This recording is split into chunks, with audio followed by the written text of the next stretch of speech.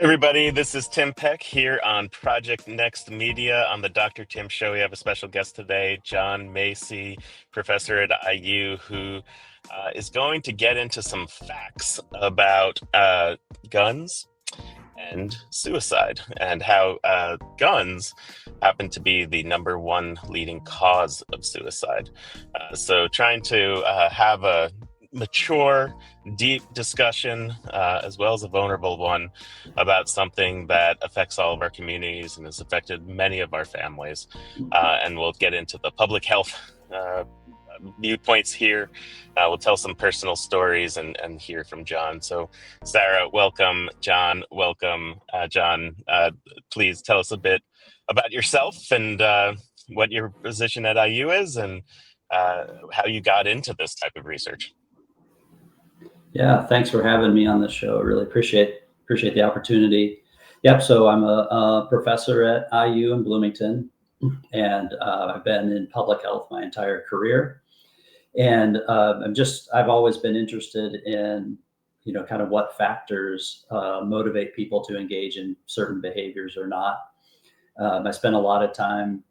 I just spent a lot of time studying the issues that cause a lot of illness and death in our country and in the world. And I used to spend a lot of time studying cigarette smoking and trying to figure out how to help people quit who want to quit, and then keep kids from starting to smoke in the first place. And as most of us know, we've had great success in reducing smoking rates over the past 50 years or so. It's been a real public health victory. And so I've kind of decided, let's move on to another public health challenge that we have, and that's one of gun violence. One that we can do a lot of the same sorts of things. It's a similar issue.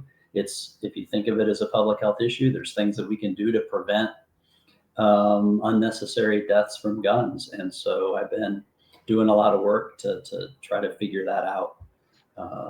And so that's kind of what I've been up to. I've been at IU for 20 years and love my job, love teaching, love trying to understand how to solve these complex problems.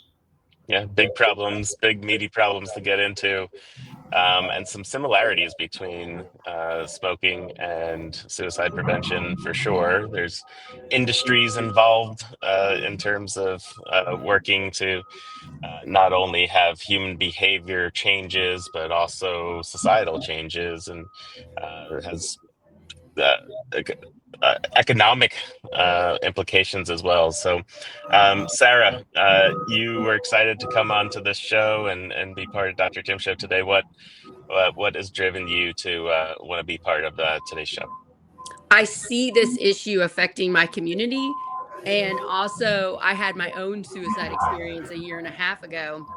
And that really, let me put you on there. Whoa, there we go. And that really showed me what a serious issue this is. So, Jon has let me know that the number one cause of gun deaths in Indiana is from suicide. And when I had my own suicidal thoughts, scary thing happened a year and a half ago, it was so fast. It was bam, the thoughts came. I had thought that I had harmed my child and his well-being. I thought I hurt my husband and his well-being, even though it wasn't really true and they were fine. And bam, I had the things where I shouldn't be alive. And I knew from listening to experts on other podcasts talk about suicide prevention that most suicides occur about 2.5 minutes after you have the initial thought. So if you do not know that it comes really fast and really quickly people act, and you don't know what to do, which is to call a loved one or call the suicide hotline, which is 988. And if you have a gun that is such an easy weapon to use, I get it. I get why it's so quick to do it. So what can we do to protect everyone? Because one, I never thought I would have suicidal thoughts at the age of 43, and I did. So anybody can have them. And two, what do we do to make sure if that happens, you do not have a weapon nearby, your loved ones don't have a weapon nearby, that they could listen to those thoughts instead of getting help? Yeah. Jon, your thoughts on that?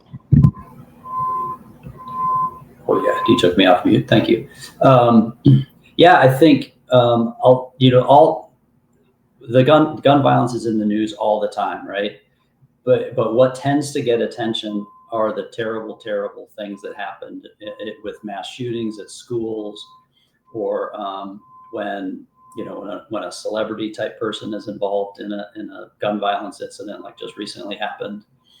But I think what most people don't realize, and this is true in Indiana, and it's also true nationally, is that more than half and upwards of 60% of gun violence deaths are actually suicides. Wow.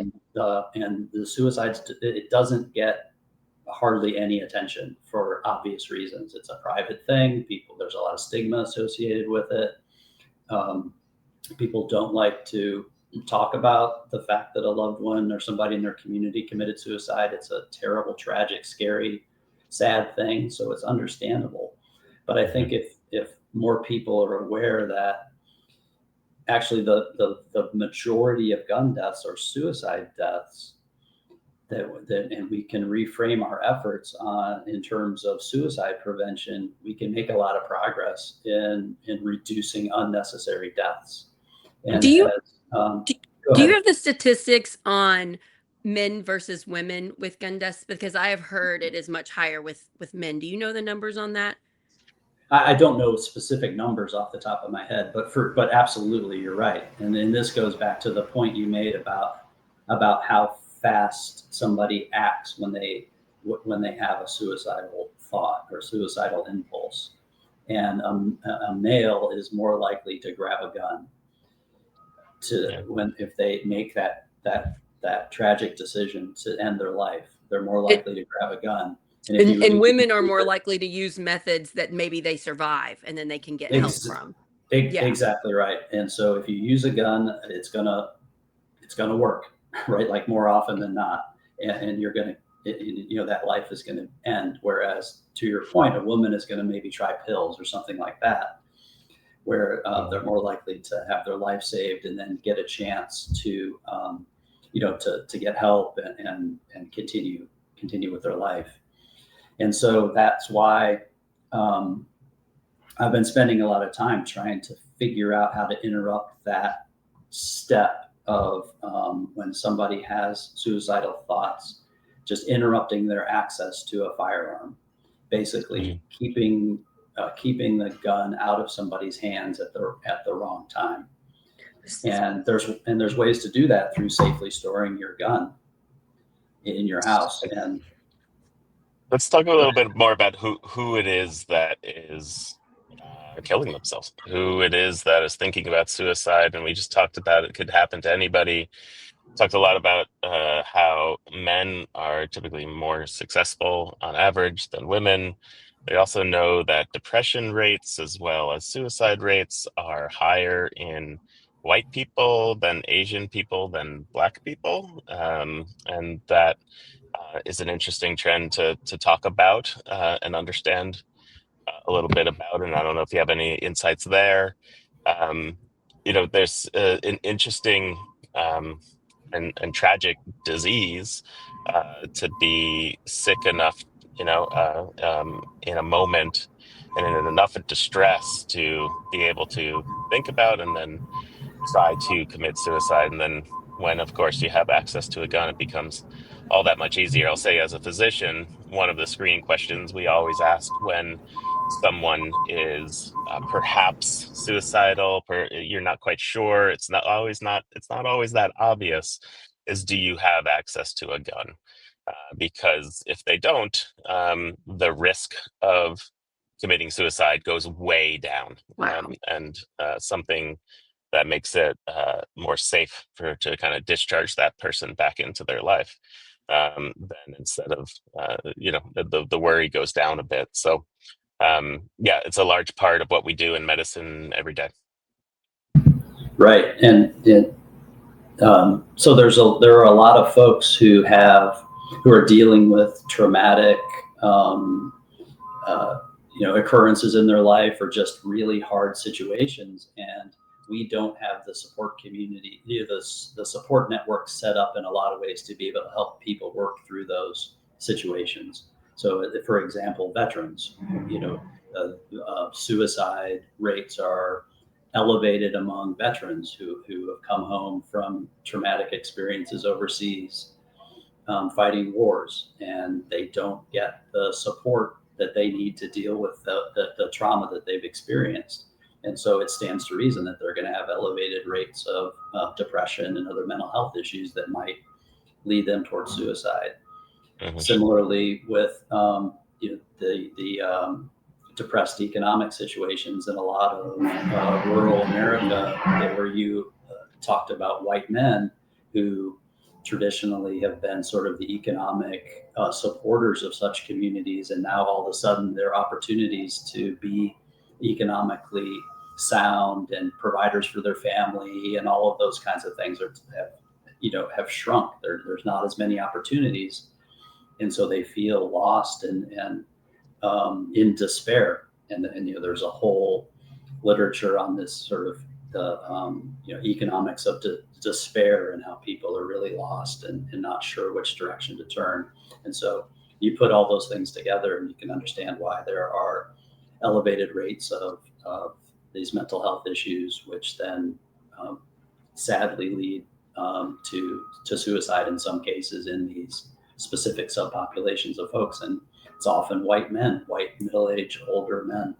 Yeah, I want to talk a little bit about that with the culture, because I am so concerned about everyone right now. So many people in our country are suffering. They're facing hard times financially. And I think a lot of humans, it's our human nature to take it personally. Like, this is my fault. I did this. I should be providing for my family. I should be feeding them. I should be having health insurance, or I shouldn't be sick, or I shouldn't be having these mental health problems, and they stuff it down. And I think if we can just shine a light on, many people suffer. There is no shame. There is no guilt. But it is extremely important that you find your loved ones that care about you, and you tell them you're struggling. And you can also, get therapy if you're able. But again, that's a whole nother separate issue of, do you have insurance? Can you pay for therapy? Can you find high quality therapy?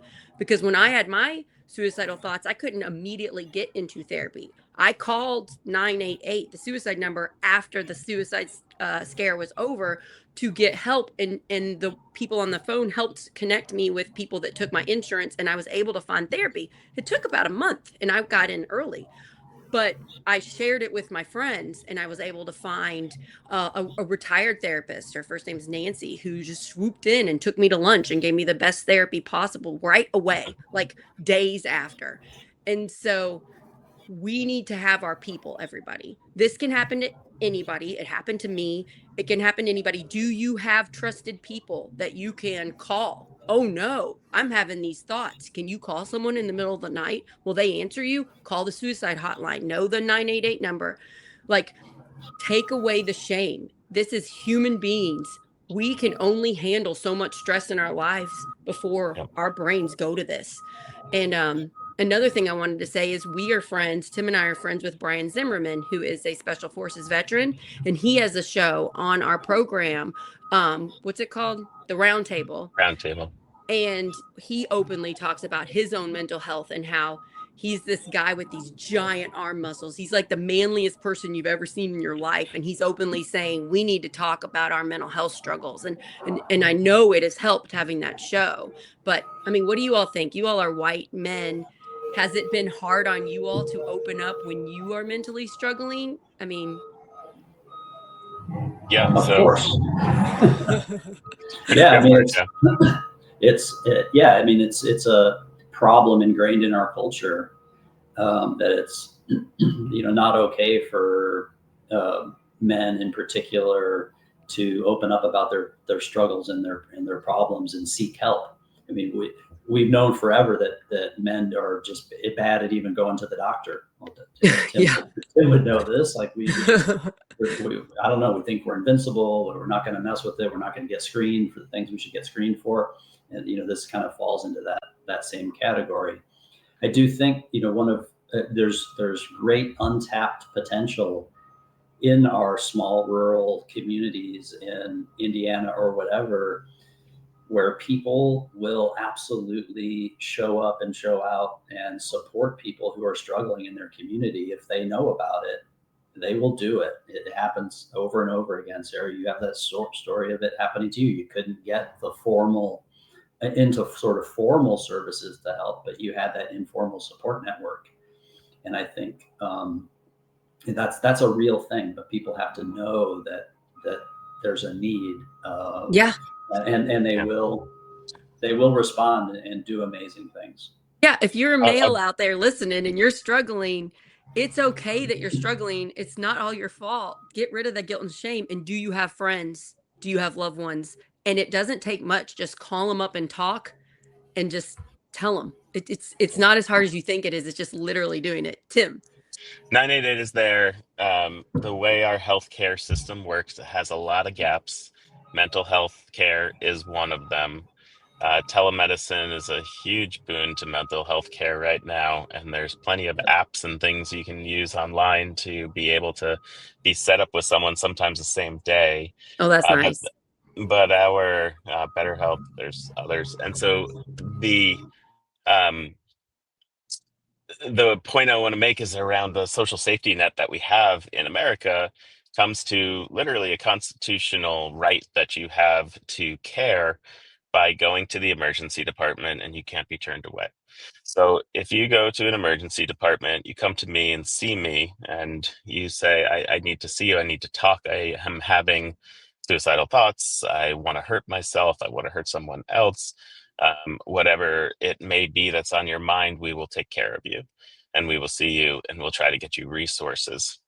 Even though we'll try, those resources for having a therapist are very thin in terms of outpatient therapy. It's really hard, but it is a good place to get hooked in right away.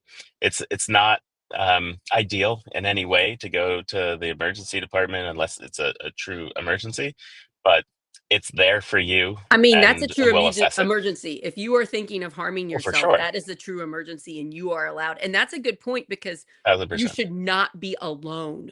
You should Right. not be alone. When it happened to me, my three children were sound asleep. My husband was at a concert. I was alone and I knew to call people. So I called my husband. He wasn't Yep. there. I called my mom. She answered. And then my husband answered. And then he stayed up with me until 3 a.m. until I could go till I could go to sleep. But I mean, like, don't be alone. Find someone that cares about you. And that means emergency room. Those people will care about you. Yeah. Yep. That's a good Yep. tip. Yeah. Yeah. Yep. And we'll care about you. And even if people are having a hard day and they don't feel like caring too much, it's the law. We cannot turn you away. So that is a net that is always there for your safety. And maybe call 988 while we have that service and talk to them while you're driving there. Just call somebody. Don't be alone in your scary thoughts. I cannot tell you enough how much that helped me. As soon Yeah. as someone else was listening to me and I was crying and telling them what was in my head, they quickly shut that down. No, Sarah, you're not a terrible mom. No, Sarah, you didn't hurt your child. No, Sarah, you didn't harm your husband. They are fine.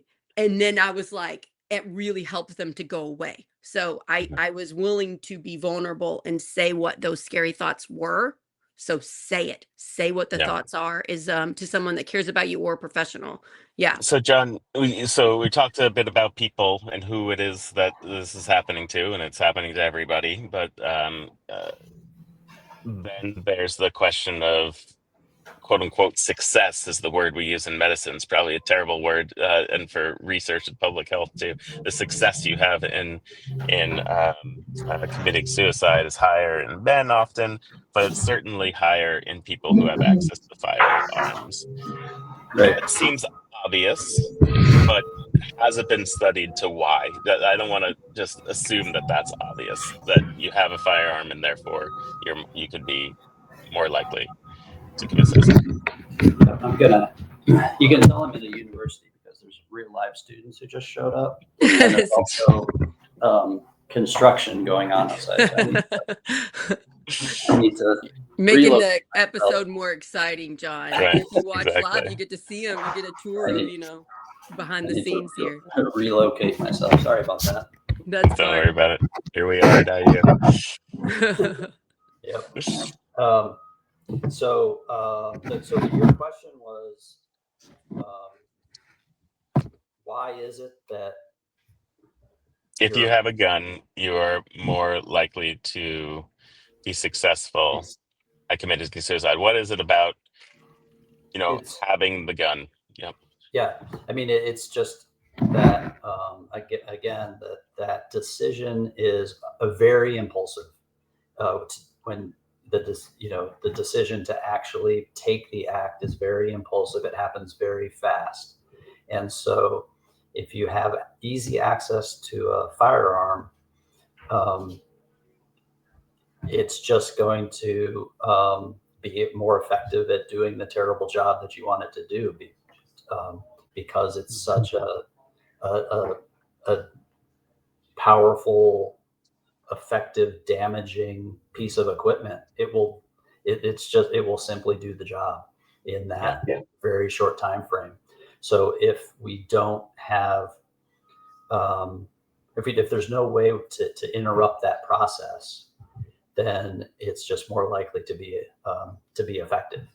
And so that's why, um, I've been spending a lot of time trying to understand the behavior of safe storage of firearms. So, so there's a couple strategies. Safe storage is one, where if you're going to have a gun in your home, then in order to prevent suicide, or to prevent other terrible things from happening, preventing children from getting access to the gun, basically preventing people who shouldn't have access to it from getting it. A way to interrupt that is to safely store it. So if you imagine a situation where somebody is in that impulsive moment, but the gun is in a safe, it's not loaded, the ammunition is separate from the gun, and so you have to go through all of those steps.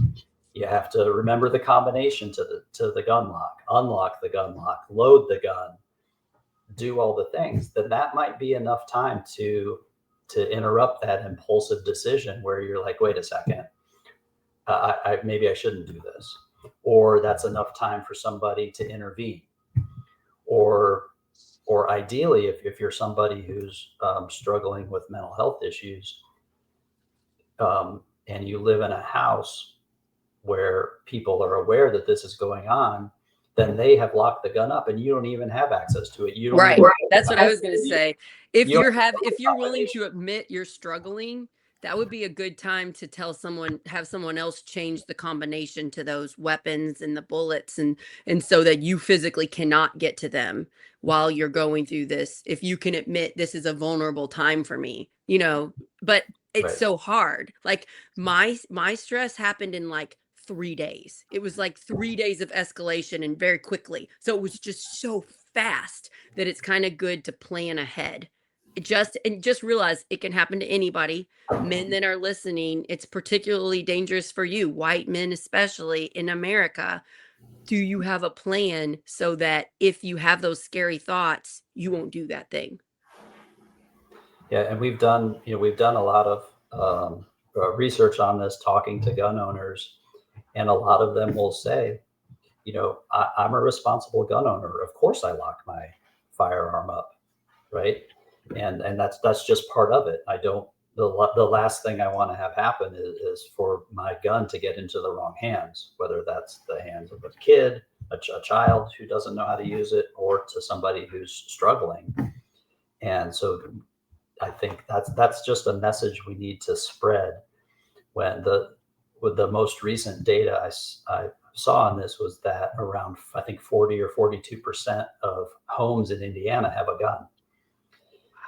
And so then the next question is, in how many of those cases is that gun stored safely so that it does not get into the wrong hands? And we don't have info on that, do we? No. And can you define safely for us, for especially for those who don't own guns, to understand what that would be like? People might not be able to imagine Yeah. Yeah. what a safe gun looks like. So safe storage is usually defined as the weapon is not loaded, the ammunition is separate from the gun, and the gun is locked, whether that's locked in a safe or in a gun cabinet or has a cable trigger lock. So there are devices where you like string a really heavy duty plastic through the chamber of a gun, and that makes it impossible to close and fire and close and shoot it. You have to know the combination to it, open it, and then get the ammunition that's stored separately in there to load and get it all ready to go. So it's a multi-step process to get access to that weapon. So that's kind of what safe storage is all about. And and a lot of the people we talk to think that that's just part of being a responsible gun owner. And But so, we don't know how many people are being responsible gun owners. you're right. We know that too many are not. And so we've been trying to do a lot of work to try to figure out how to spread that message and say, hey, if you're somebody who has a gun in your home, okay, but let's think about storing it safely so that we can prevent these unnecessary gun deaths. What is this? What is the scope of the problem? How many people in Indiana a year are we talking about that lose their lives to self-harm through guns, or in the U.S.? Yeah. In Indiana, it's a total gun deaths are around 12 or 1,300 a year. Yes, a year. And then roughly 60% of those, so like 600 or so, are suicides. Wow. 600, 700 each year are suicides. And so we're very worried. We are very worried, especially like parents. We're very worried about gun violence and what the media is showing us. And you're telling us, if you look at the facts, the majority of gun violence is self-harm, suicide. So we should be talking more about this. I mean, that's why we're having this show. This is Suicide Prevention Month. But I am surprised because the media is so pumping out the mass shootings, which are also a problem. Oh, for sure. But this is, if you look at the numbers, an even bigger one. My own 15-year-old son, while he was driving, he has his learner's permit. So while he was driving to band practice this week, he had me looking up gun facts on the internet. He was asking me specific questions because he had heard about a recent school shooting. And so I was looking it up. And so I need to tell him this new information because he is worried. He has fear. He goes to a public high school. And so I think on one way, it kind of makes me feel better about the mass shooting problem, but it makes me more concerned about the real issue that you're talking about, how people are actually getting harmed by guns in our state and our country. So it's just like we need to shift our focus, I think, to all of the things, but we're not talking about this enough. It's all of the things, because the sad truth is that in recent years, the most common preventable cause of death among youth in our country is guns. Whether you're talking about suicide or mass shootings, but really or just the everyday sort of gun violence that people in certain neighborhoods are faced with on just day to day. People with too many easy access to guns again. Yeah. Creating a problem. So it's everything all combined that creates such a large, really preventable, and that's the key thing. It's preventable, largely preventable public health issue in our country. And as a gun owner, how do you find out? How do you know? How do you access all of the different ways to keep a gun more responsibly? Where's that education coming from? There's lots of places. I mean, I think one of the key places anybody could go in their community would be the fire department or police department to get information on that, and they probably have free gun locks that they would pass out. Oh, nice. A lot of communities have those. There's a lot of small gun violence prevention organizations scattered throughout the country that do a lot of gun lock distribution programs. Depending on your situation, you can you can order a gun safe on Amazon, right? I think there's a lot of ways to do this. Just speaking locally here, the Bloomington Police Department is also concerned about people who have guns in their vehicles. So they will provide safes for people to keep in their cars, so that people, if they have a firearm in their vehicle, then there's a small safe that they can have in their car to lock it up. In instances where they can't take it into a business or a bar or something like that, they have to leave it in their car. If you're going to leave it in your car, you want it to be locked up. So yeah, because cars get broken into all the time. So somebody can't steal it out of your car, right? Right. Yeah, that's a good point. So there are a lot of free resources if you search for them in most local communities, where you can even get this stuff for free. Oh, so, sure. Yes. Yeah. We were talking about veterans. The Indiana Department of Veterans Affairs does a lot of gun lock giveaway programs. So you could get in touch with your local Veterans Affairs office. They could surely, if you're a vet or a family member of a vet, you could certainly access resources through the VA or other veteran support organizations in your community. I'd just like to thank every single person that's helping with that. That makes me feel good that there are all these people in our community trying to get this free stuff to help prevent deaths, prevent harm. And I'm just so thankful that those places exist, because I really didn't know about that before you told us. Right. And then there's one other thing I want to just mention that's important that people know about, and is kudos to the state of Indiana, is that Indiana was one of the first states and is a leading state on extreme risk protection orders, or some people call them red flag laws. In Indiana, it's called the Jake Laird Law, where police officers can, or anybody can go to a judge and get firearms removed from someone who they deem to be in danger of harming themselves or others. And would they need proof? How would they go to do that? So they would just need to contact law enforcement and explain the situation to their local law enforcement about what's going on, and let them handle it. And this is, something, again, that not everyone knows about. No, I didn't know that. And not even within sort of the legal and judicial systems in the state. There's even some knowledge gaps among law enforcement and judges about how this whole thing works. And so that's another useful strategy that we have that has been shown to be effective to, again, keep guns out of the hands of people who shouldn't have them in a particular time when they're struggling in their life for whatever reason. And so the Jake Laird laws is an important thing for people to know about. Is there other states that have that law? I didn't know Indiana had it. There are. There are. Yeah. So you just have to look it up and see in your particular state if something like that. I guess you could look up, what would you do if you were made aware someone has weapons that shouldn't have it? What can you do in your state? And then try to do those things. Yeah.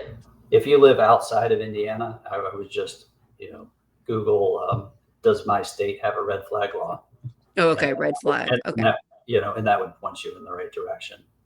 In Indiana, it's named after a state police officer, Jake Laird, who was killed in the line of duty by somebody who had access to a firearm who shouldn't. And so that's where that came from. But yeah, Indiana should get some kudos for being on the leading edge of that. We just need to do a better job of spreading the word and making sure that law is used as effectively as it could be.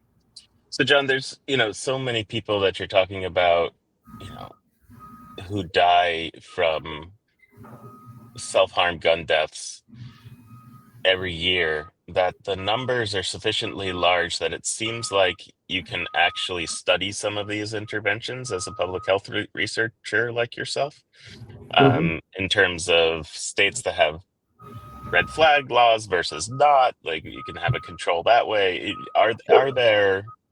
Is there any data to say that anything we talked about right now works, or is it just a good idea? No, there are definitely data to suggest that these things work. And there have been plenty of studies that have compared states with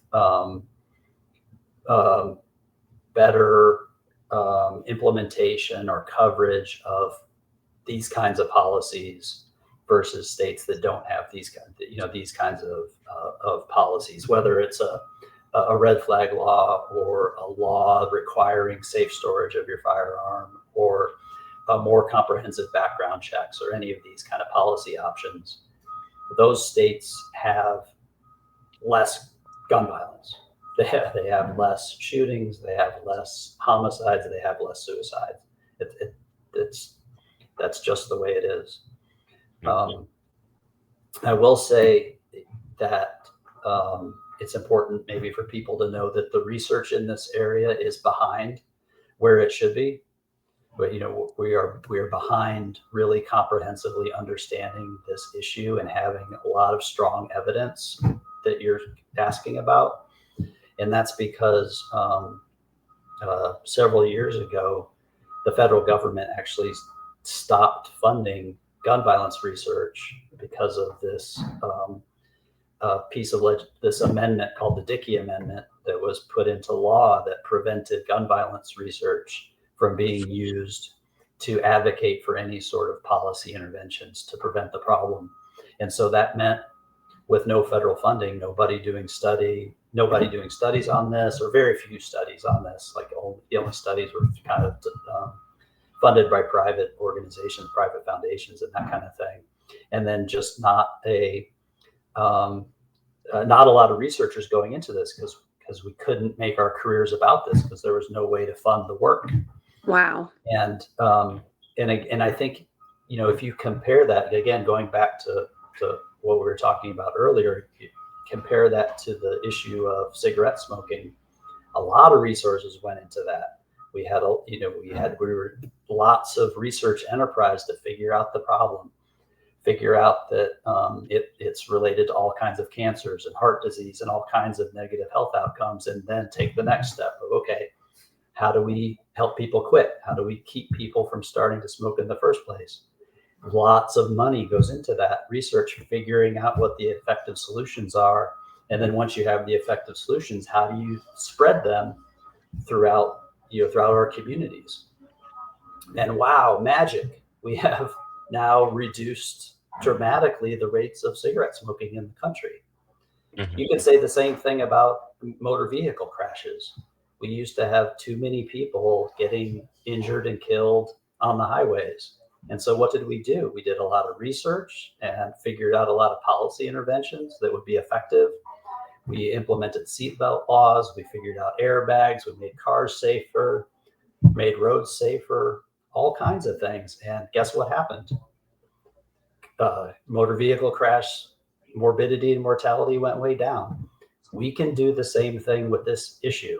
If we invest resources, do the right research, figure out what works, and then spread those effective interventions in our communities, we can solve this problem.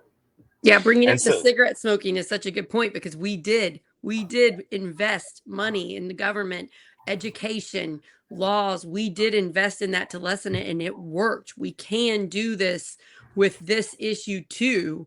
But right now we're doing the opposite. We're cutting. So that's interesting that you said you can't really go into it and have a living off of it because you can't get funded your research. So yeah, that seems to be a problem to me.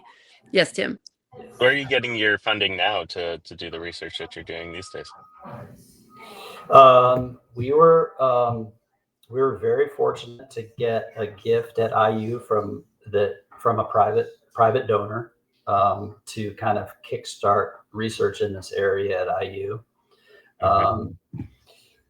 And we've tried to leverage that gift to get whatever sort of funding we could find to do some of these small studies.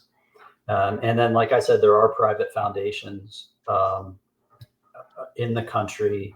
One, there's the Joyce Foundation, but there are others who fund this kind of work, and I'm grateful for those opportunities. So that's what we do. we go out and beat the bushes and look for whatever sort of funding that we could get to do the work that we can. It's disappointing that resources at the federal level are going the wrong direction for research, and it just makes it that much more difficult for us to be able to do the kind of work we need to do to figure out solutions to these problems. It becomes so politicized, but I guess we're talking about 60% of gun deaths is something that is certainly not political. It's not political. Right here. It's not political at all. It's a public health issue, just like cigarette smoking was a public issue, just like motor vehicle crashes was a public health issue. Just add it to the list. If you can take the politics out of it and realize this is just a problem we need to come together and solve, we can do it. And it's not just the politics, it's also the fear. We have a stigma in our country. We do not want to talk about this. When someone dies by suicide, it's very hard to even find that information out. Usually only the closest family and friends know. We don't make it public and say this is a public health crisis and we need to help our community make sure this doesn't happen again. I know there are unfortunately many celebrities that die this way. And on a show I was listening to with an expert about suicide talking, they said there was one famous celebrity who helped lessen suicide, and that was Kurt Cobain, because when Kurt Cobain died by suicide, his wife Courtney Love was very public about the horrors of it. She would openly cry and say how awful this was, and so it didn't have a spike. Other times celebrities dying by suicide the numbers would increase nationwide, and so we need to talk about it. I know we need to take out the social stigma of this is something to be ashamed of. This can happen to anybody. And so if we can all work together, those of us watching this, and just take away the stigma, you don't have to do what I did and put it on Facebook that you're having suicidal thoughts and you need help, because that's what I did, and it did work. But I do think we need to be more open and honest about the things affecting our community. I bet most of us know someone, love someone that has died this way. And it's preventable. And so the shame and the stigma are stopping the preventableness of it, is what I'm saying. That's a factor too. Yeah, this is an issue that likely has touched all of us. I can remember I was a kid, and our next door neighbor shot himself, killed himself. And when I was a kid, and it's like, wow, it has a big impact on you. And then when I was a freshman in college, one of my dorm mates down the hall shot himself with finals week. And in both of those cases, it was a firearm. They had access to a gun and shot themselves. And it was a terrible, tragic event. And then, like you say, we've likely all been affected by this issue in some way, and that's the bad news. The good news is that it's largely preventable. We can do something about this by talking about it, as you mentioned, getting it out in the open, talking through these issues, improving our mental health services that are available to people, having people take advantage of the informal support networks in their communities, and then also being smart about how we store guns in our home and keeping them out of the hands of people who shouldn't have them. Zeke just asked. Sorry. Just add in the 988, as well as that you can go to your local fire department or police department to find resources, sometimes free, to be able to lock up your guns more safely. Sorry, go ahead, Sarah, about Zeke. Yeah, Zeke did a great comment. You don't sound insensitive, Zeke. This is a great question. He said, I'm actually more surprised successful people still commit. I just didn't get it. They're well known, respected, have fans, got money, but how is that not enough? Well, that shows you money, fans, fame. That's not the things we need as human beings to be happy. So like a lot of people go out for that and try to find the celebrity and the fame, and that's not actually what matters in life. So once they get there, if they're committing suicide. Well, that shows you that's not the answer to life, you know. In my opinion, it's loving those around you. It's small Yeah. acts of kindness. It's taking care of yourself and others and being open and honest. And a lot of people don't know how to be open and honest with ourselves because of our culture. So I think that leads to them. I'm personally very upset about. I think everybody has celebrities they're upset about. I was really sad about the Soundgarden lead singer, Chris Cornell. He was one of my favorite singers. I loved his voice. I loved his words and his wisdom. And he had beat addiction, and he was happily married. And that one really surprised me. And then after that, it was like the anniversary of his death was the Linkin Park lead singer, and he did it on the anniversary of Chris Cornell. And it's like, this is an epidemic. We need to realize people are people. Money and fame doesn't take away the fact that these are human beings and we should care about everybody. And I think there's a lot of, I struggled with this too, you guys. I'm not saying other people do it. There's a lot of jealousy with people being wealthy or people being famous or people being attractive or people having so much access to money that it seems like they could get all their problems solved. But that's not reality. Everybody struggles. Every single person is susceptible to these suicidal thoughts. We need to be aware of that. And that goes for celebrities too. It goes for every single person. There is real data around money and happiness, and that the more you make, the more happy you are up until a point, and then it starts to go back down. Yeah. So I think that number somewhere around $100,000 a year is where it kind of caps out. I don't know what the most recent number is, and then you start. Money doesn't do anything for your happiness after that. Yeah. But as Yeah. long as Money it, so matters that you have money to healthcare, that you have all these right, access to things. But once you reach that level, then it doesn't really help you anymore. And with I would, happiness. yeah, it doesn't have, yeah, Mhm. that's a good point. Yeah, definitely. So, John, so I know you have to go soon. First of all, thank you so much for taking this Thank long you. time to go through this issue. The Yeah. a voice of professionalism, a voice of actually understanding the facts, but also someone who's obviously passionate and compassionate in the thing that you're studying and the people who are suffering from this. Is there anything else you would want us to know that we haven't talked about, or reiterate what we have? I mean, I would just, the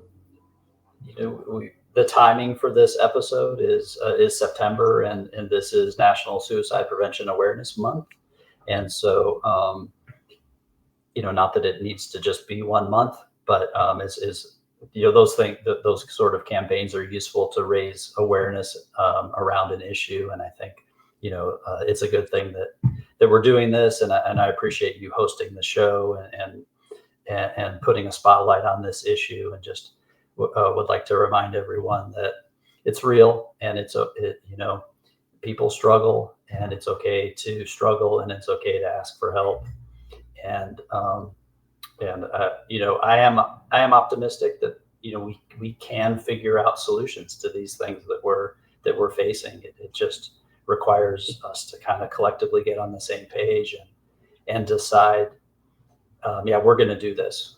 We can figure this out, and let's go. So that's what I'm hopeful for. Well, thank you so much for the work you do. We hope that you continue to get the dollars that you need to have a thriving Me career too. doing this. And yeah, thanks for the private Yeah, donor. We're relying on exactly. you right now. So thank you. Thank you for funding this. Thank you, John. It really meant a lot to me that you're out here looking at the numbers, tracking this data, because I knew some of this. I did not know a lot of what you taught us. So this helps shape my framing and how do I protect my community? How do I help get this information out to everyone so that we can just love each other, love ourselves, and lessen suicide deaths? Yeah, yeah. And John, Thanks for spreading the word. if there's one place that people should go to learn more, where should they go on the Uh, internet? Mhm. yeah, I mean, I think the 988 suicide prevention hotline is a great place to start. Not just calling it, but you can get online and look up, and there would be all kinds of resources to to help as a starting point. Oh, and you don't just have to be the person having the suicidal thoughts. My husband used that number and my mom used that number to comfort me. Like they were like, what do we do to help her? This is surprising. We didn't know Sarah was going to do this. She's the strong one in the family. What do we do? And they gave them tips, and those tips helped me. So you don't have to be the person. You can just care about someone and use that number. Yeah. Yeah. And it's a call, text, chat type situation. You don't even have to pick up the phone to call. Wow. That is actually something that gets in the way sometimes of people reaching out. It's a texting service too. If you go on the website, there's a chat. That's nice. Thank you to all those people that do this service. Thank you to everybody that helps prevent these suicide deaths. I'm just so thankful because this is a condition that affects so many people, and I'm just thankful. Jon, you got to teach a class. Yep. Tim, I want to talk to you for just a minute before we leave, if you're okay. I know you're tired. Sure. But have fun with your class, and keep in touch and let us know if you want to come back on about any other issue. Thank you so much. I'm always happy to talk public health. So thank you. Thanks a lot, and enjoy the rest of your day. Thanks, Jon. Bye. So I just want to acknowledge everybody. My friend and co-founder, Dr. Tim Peck, has been, you've been working, what, 8 days in a row, 7 days in a row, night shifts? Eight nights in a row. Yeah. Just got off the 8th one. And you normally work, what, 6 to 6? 6 p.m. to 6 a.m. Yep. 6 p.m. to 6 a.m. And you're on your 8th day. And then you and then you're in your car to do this because Jon had specific times he could do this. I just want to thank you. And I hope that you can take some time to rest after this. But sometimes, now that I know you as a personal close friend, I know that brain is always working. How do you help people? How do you help people? And sometimes it's hard to shut it off. So I hope you can sleep, my friend. Thank you. Yeah, I'm going to do some good sleeping today, but also having some exciting things happening where my wife, who many of you know and have seen on Project Next around her running, she's an all-American college runner who runs marathons, and she just had, our son. He's now just turned 3, and she's now running marathons strong as she was before. And we are going to do one of the world majors. So there's 6 marathons around the world that are the major marathons. She's done 4 of them. This will be her 5th in Berlin. And so the family's going to go there to support her. And then it happens to be Oktoberfest as well. Just happens to be. So we're going we're going to have some fun there. But also we're going to visit a concentration camp and be able to learn a lot there, and hopefully bring some of those lessons back to Project Next.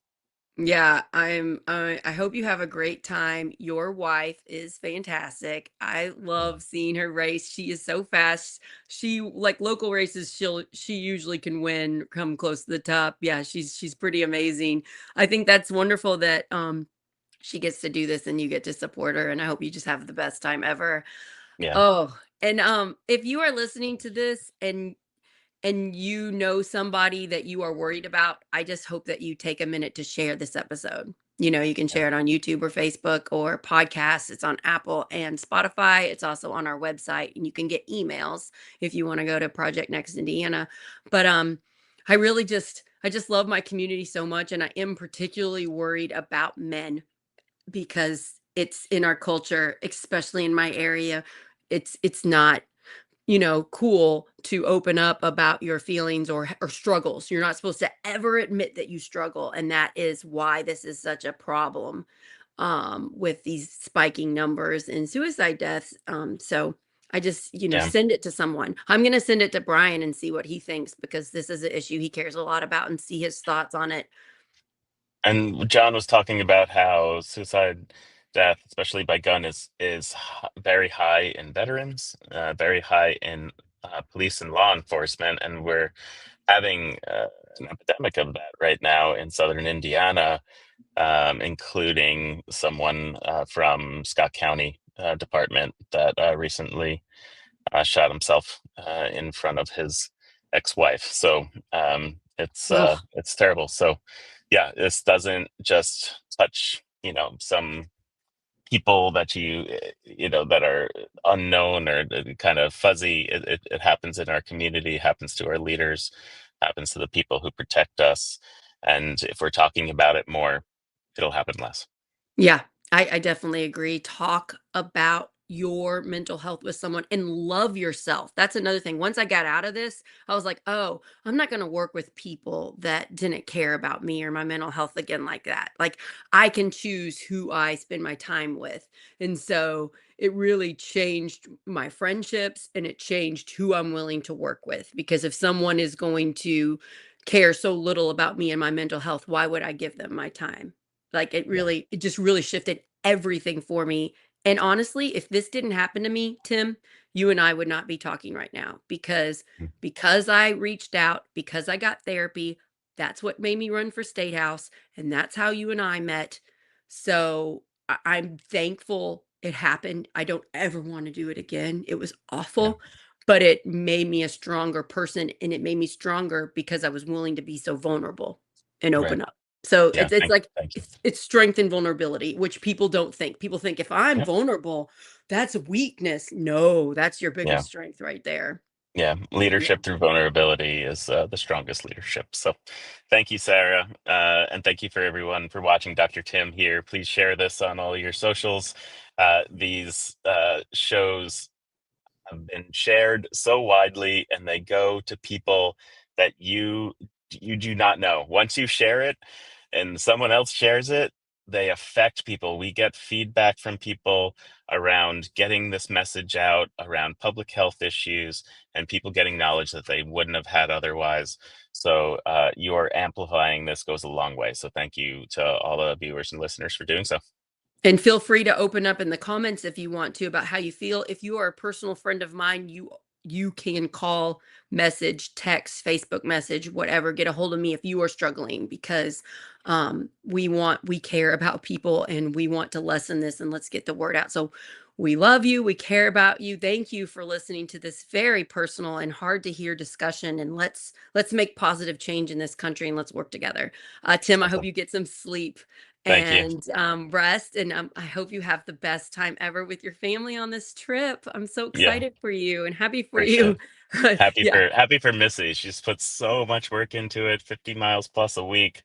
The greatest part about it is that her son gets to see her his mom go out and do all of this hard work and achieve something, and she's such a role model to him and to so many others. But he's so proud of her, and so it'd be Go great that he gets to see Missy. I it. Yeah, cannot wait to see the stuff from this. Yes, go yeah. Missy. I'm so proud of you, girl. You are amazing. Mm. Okay. Bye everybody and have a wonderful day and thank you for listening. This was a conversation really dear to my heart. Thanks for inviting me, Tim, and for finding John. Thank you. Bye Yeah. everybody. Bye, everybody.